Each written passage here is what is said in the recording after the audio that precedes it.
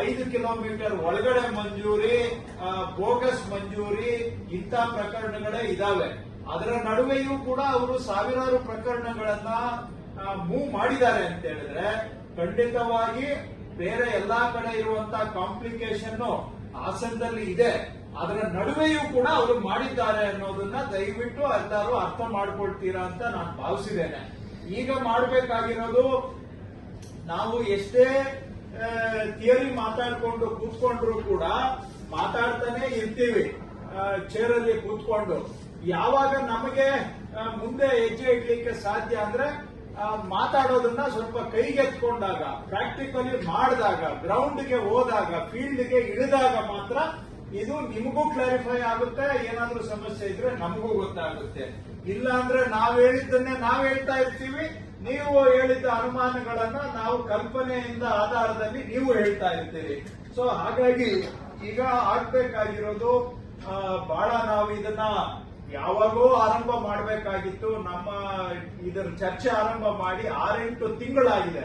So ಅಷ್ಟು ತಯಾರಿಯನ್ನ ಇಲ್ಲಿ ನಮ್ಮ ಬೆಂಗಳೂರಿನ ಟೀಮ್ ಅವರು ಅಷ್ಟು ತಯಾರಿಯನ್ನ ಮಾಡಿ, ಪೈಲಟ್ ಮಾಡಿ, ಟ್ರಯಲ್ ಮಾಡಿ, ಕರೆಕ್ಷನ್ಸ್ ಮಾಡಿ ಇವತ್ತು ನಿಮ್ಮ ಮುಂದೆ ಬಿಟ್ಟಿರ್ತಕ್ಕಂತಹದ್ದು.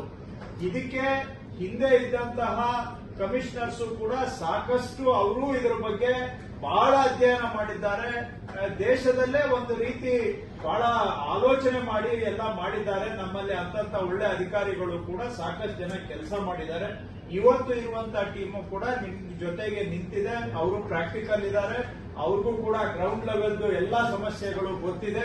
ಅದು ರೆವಿನ್ಯೂ ಟೀಮ್ ಆಗಲಿ, ಸರ್ವೆ ಟೀಮ್ ಆಗಲಿ, ಅವ್ರ ಎಲ್ಲಾ ಸಮಸ್ಯೆಗಳನ್ನ ಅರ್ಥ ಮಾಡಿಕೊಂಡು ಪರಿಹಾರ ಮಾಡೋದಕ್ಕೂ ಕೂಡ ಅವರು ಓಪನ್ ಮೈಂಡ್ ಇದ್ದಾರೆ. ಈಗ ಆಗಬೇಕಾಗಿರೋದು ಅಂದ್ರೆ ಫೀಲ್ಡ್ ಲೆವೆಲ್ ಅಲ್ಲಿ ಇಂಪ್ಲಿಮೆಂಟೇಷನ್.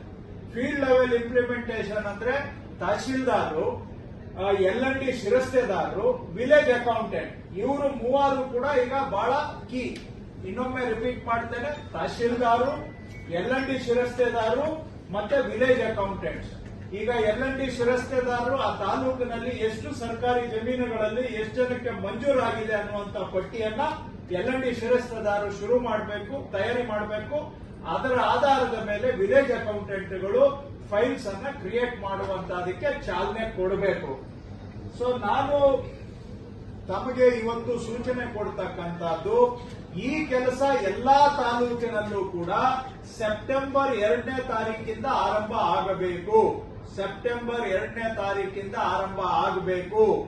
ಟ್ರೈನಿಂಗ್ ಕೊಡ್ತಾರೆ ಅವರು. ಟ್ರೈನಿಂಗ್ಗೆ ಮೊದಲೇ ಡೇಟ್ ಯಾಕೆ ಕೊಟ್ಟಿದ್ದೀನಿ ಅಂದ್ರೆ, ಅವ್ರು ಟ್ರೈನಿಂಗ್ ಕೊಟ್ಟರು ಕೂಡ ನೀವು ಟ್ರಯಲ್ ಮಾಡಿಲ್ಲ ಅಂದ್ರೆ ಅವ್ರ ಟ್ರೈನಿಂಗ್ ನಿಮ್ ತಲೆಗೆ ಹೋಗೋದಿಲ್ಲ.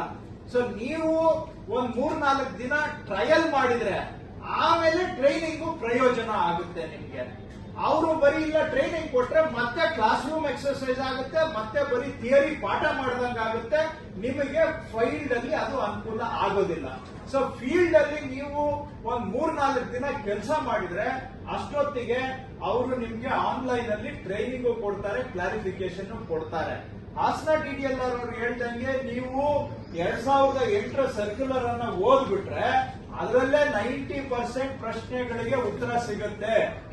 ಹಾಗೂ ನಿಮಗೆ ಬಹುಶಃ ಶುರು ಮಾಡಿದ್ರೆ ಎಲ್ಲಾ ಪ್ರಶ್ನೆಗಳಿಗೆ ನಿಮ್ಗೆ ಉತ್ತರ ಸಿಗುತ್ತೆ. ಹಾಗಂತೇಳಿ ನಾವು ಟ್ರೈನಿಂಗ್ ಕೊಡೋದಿಲ್ಲ ಅಂತಲ್ಲ, ಟ್ರೈನಿಂಗ್ ಕೊಡ್ತಾರೆ. ಬಟ್ ಟ್ರೈನಿಂಗ್ ಕಾಯುವಂತಹದ್ದು ಅವಶ್ಯಕತೆ ಇಲ್ಲ.